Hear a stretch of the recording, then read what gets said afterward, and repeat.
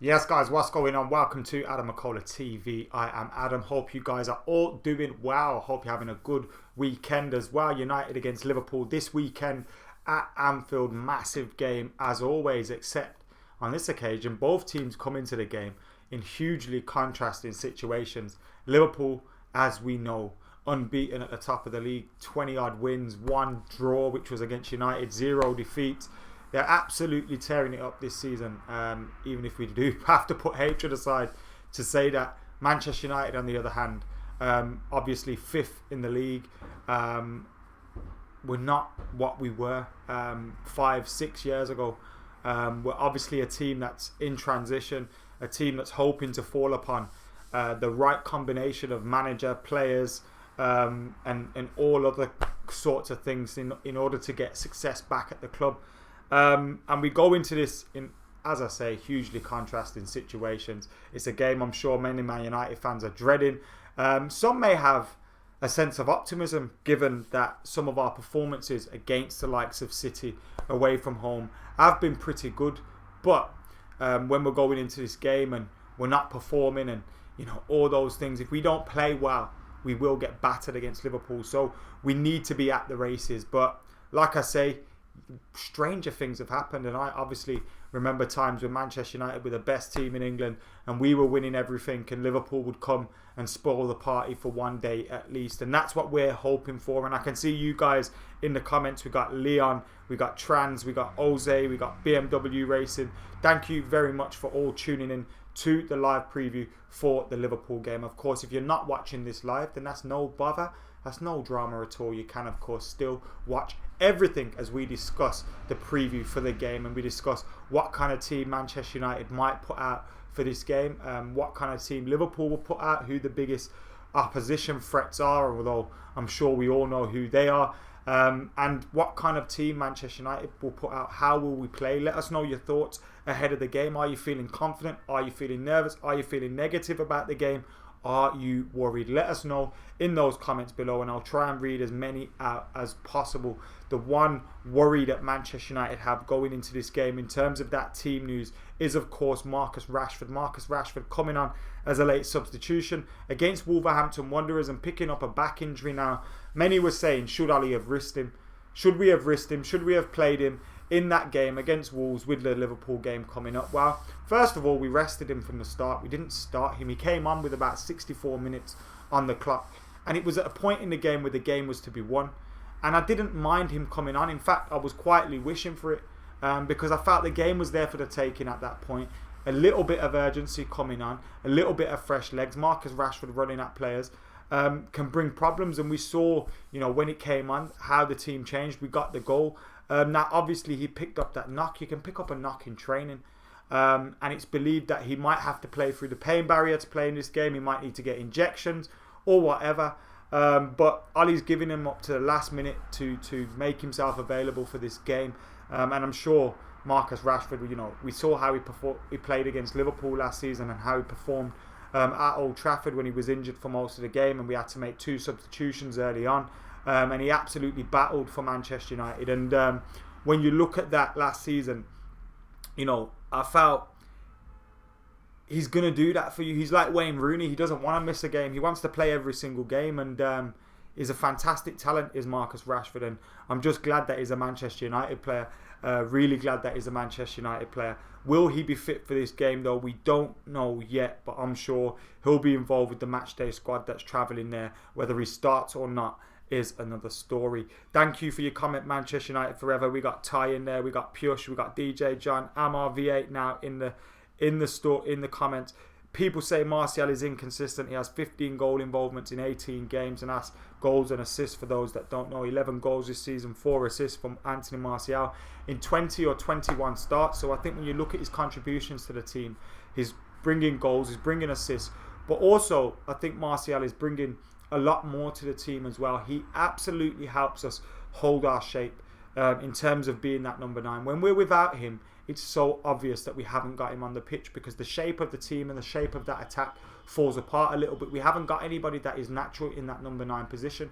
We know Rashford can play there. We know Greenwood, that will probably be his position in the future. But as of now, until he's physically developed, I feel like Martial is actually getting to grips with the position. He's learning the position. He's getting better in that position. And I think he comes in for a lot of criticism.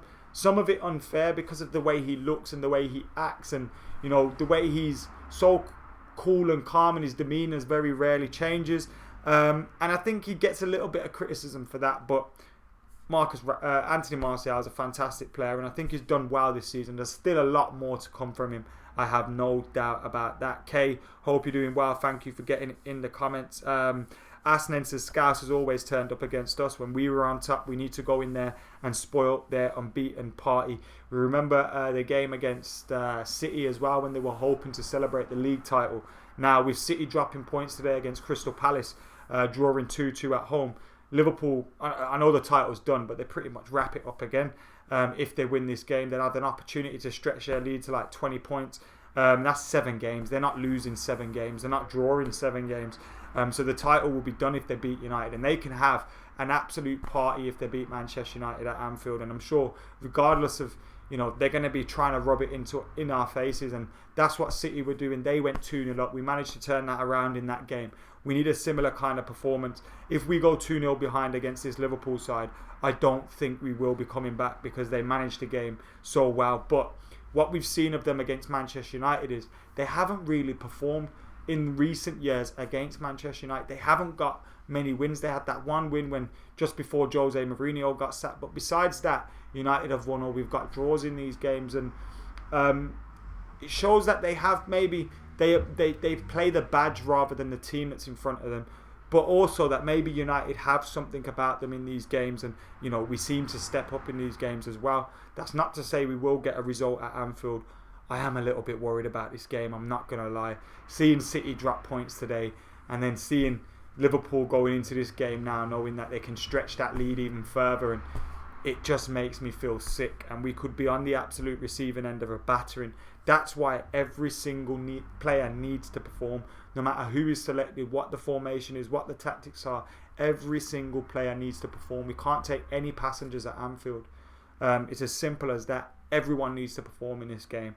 And I'm not sure what the team's going to be. I have a kind of feeling Ollie might go with a back 3 in this game. I'm not sure what your opinions are on that. Let us know in the comments below what you think about that.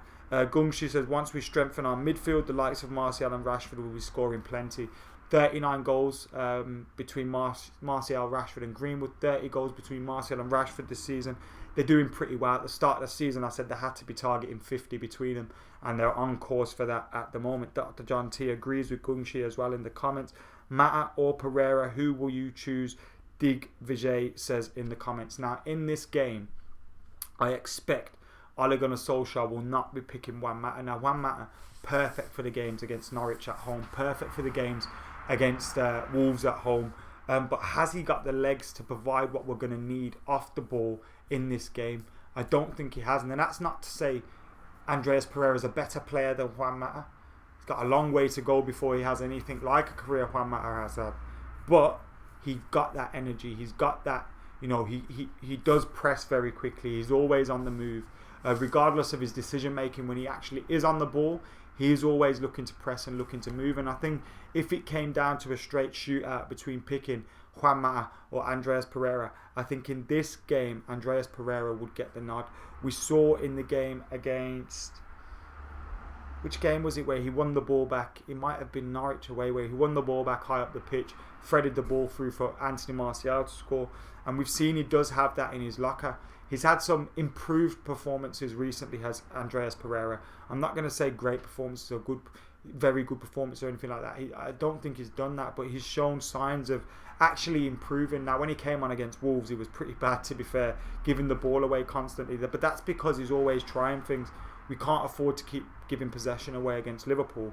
That's why if he does start, he needs to be clinical and quick with his thinking and not dilly-dallying on the ball too much, because their players will be looking to press, looking to get in our faces and looking to win the ball back early.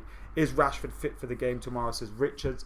As of yet, no. But obviously, hopefully that will change between now in the game. We don't know whether he's going to be fit for it. He's going to be touch and go. He's been obviously in at Carrington trying to get fit, trying to get recovered for this game. Fingers crossed he is ready for it, because we need all our better players available for this game. Looking forward to it though. Always have this sense of nerves, excitement, sickness, fear. Like, it's always a mixture of emotions. Even when we were the better team, like, it was always that mixture of emotions. He's talking about emotions. It's going to be massive emotions for Harry Maguire, Manchester United captain now, on a full-term basis. And Harry Maguire has said it's a massive honour for him to be named the new captain of Manchester United. Now, I'd say, based on performances, he hasn't been great for United this season. He's been better than what we probably had last season. Hasn't been great though. I would have expected him to do more in terms of organising defence. But in his defence, to excuse the pun, he has been in a defence that has constantly chopped and changed. And I do think he will become a massive asset to Manchester United. And I'm sure he is off the pitch. When we're losing the likes of Ashley Young, who are big influences off the pitch, big influences in the dressing room, we need someone like Harry Maguire to, grab that ship together and try and drag us in a positive direction. And I think he will do that, and probably now having the armband will give him a little bit more responsibility, although I'm sure you have captains in the team that don't need an armband, you know what I mean? When you think of the great Manchester United teams, they had a number of players. 94, we had Cantona, Hughes, Ince, all these players that were all leaders within their own right. Bruce Pallister, Schmeichel in 98, 99. We had loads of leaders on that team. It wasn't just Roy Keane. Again, you had Schmeichel, Gary Neville, Yapstam. We had leaders within their right in all sorts of positions. And now we've got Harry Maguire. I'm sure David De Gea is an influential figure. Marcus Rashford, despite his age. Scott McTominay, despite his age. But we need, leaders within that dressing room, within that camp, keeping people focused on the main aim. Because at the moment, it's going to be, and I kind of stress this to fans, regardless of who the manager is, like whether Ollie's the successor or not, or it's going to be Poch or whoever it is, you need to, there's going to be some short-term pain, and we need to take that. And that's why I actually think Ollie's done a lot, whether it's for himself to take on for the next few years and he proves to be that success that we want him to be, or whether Poch comes in the next 12 months or someone else. I believe he's done a lot of hard leg work for the next few years, in terms of getting rid of a lot of deadwood players, in terms of bringing in a few signings that we really did need. Now that's been slower than we would have wanted, and I'm sure that's through no fault of the manager's own. So when you look at that, I think he has taken a lot of short-term pain for long-term gain for Manchester United, in terms of trimming the squad of players that, yes, Lukaku would have provided 15 to 20 goals and he would have been a threat for Manchester United and he would have provided something. But ultimately, you have to get rid of him. We've got rid of Fellaini, Valencia, and I'm sure at times Valencia or Fellaini would have been useful for us, but we have to get rid of them. Ashley Young as well. I know there's obviously the talk that we offered him a new deal, but letting him go now is the right decision. We have to do it, regardless of what might happen, and that will help the likes of Ethan Laird, Brandon Williams. And there's going to be short-term pain for Manchester United fans, and we need that long-term gains. That's why we're going to have to take some defeats on the chin, and as long as we can see progress from the bigger picture, that's the main aim. And we need to see that over the course of this season as well. When it comes to May, we need to be in a position where Manchester United have actually progressed this season. Because if we haven't, if Ollie's done all that good work off the pitch and in bringing players in and all that, but he hasn't done it on the pitch, hasn't done it on the training pitch, hasn't done it coaching, then maybe we need a change. But there is going to be short-term pain. That's why I don't like to overreact after every single game. Anyway, back to Harry Maguire. It's a massive honour to be the captain, he says, of this prestigious club. Great feeling for myself, but the hard work continues and I'll keep doing the best I can on and off the pitch to make this club successful. I've only been here 5 or 6 months. To gain Solskjaer's trust in that amount of time is obviously a great feeling for myself. It gives me confidence going into games in the way I put myself around the place, off the field, and on the field is especially important as I'm a captain, and it's something I'm looking forward to. But like I said, the main thing is being successful as a club during the time that I'm here, which is what we want to hear from Manchester United captain. We want someone to have that tunnel vision on Manchester United being successful. And hopefully he's the man to do that and help Manchester United progress and get better as a football club. The Arch Tune says, how come Tottenham got the other Fernandes over the line? I'm not making excuses for United's abysmal board, but that was a loan deal with a view to a permanent transfer, and he had fallen out with the manager. Bruno Fernandes is a much more valuable player, and if we hear the talk that all of a sudden Sporting have doubled their asking price for him, if that's not briefed from Manchester United side, and that's true, then you can see why the deal hasn't happened yet. It's not like he's going to play tomorrow, is it? So I think we just need to wait. Hopefully they are arresting Ed Woodward, says APKSR, on obviously the police siren noises we heard then. Nope, not up for that partnership at all. Another reason we need Bruno, he's a leader, says Mo.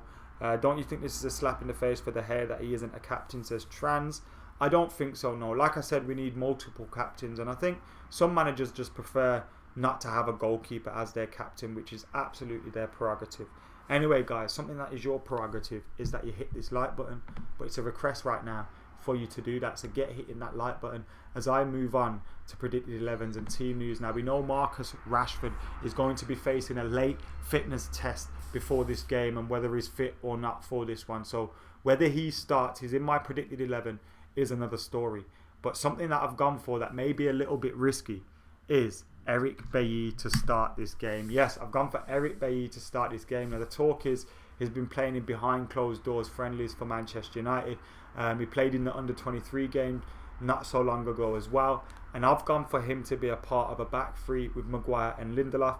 Wan-Bissaka and Brandon Williams. Brandon Williams, his first game at Anfield, if he does play in this game. I've gone for him to be playing on the left wing-back position, Wan-Bissaka on the right wing-back position, Matic and Fred in there, Daniel James, Marcus Rashford, Anthony Martial. The reason I don't think this will be the game for Mason Greenwood is because Daniel James offers a lot more off the ball.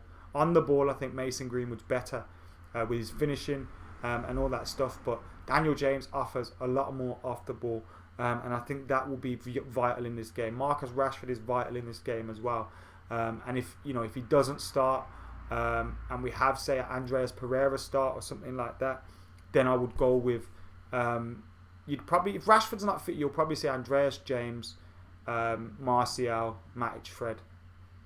And if we don't play that back, if we play a back four, then you'll probably see Matic, Fred, James, Greenwood and Pereira with Martial. That's what we'll probably see if we don't play a back three.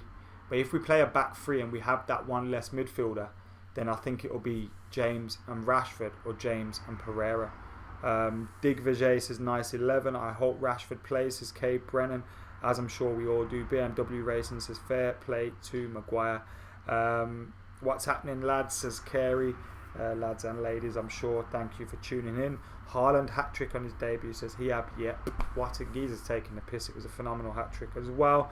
Gomez has the pace to cover. Lovren was playing out. I don't know what that's about right there, what that's in response to.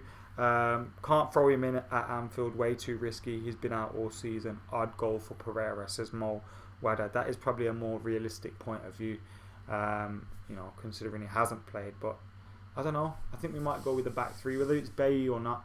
I think we might see United go with a back three in this game.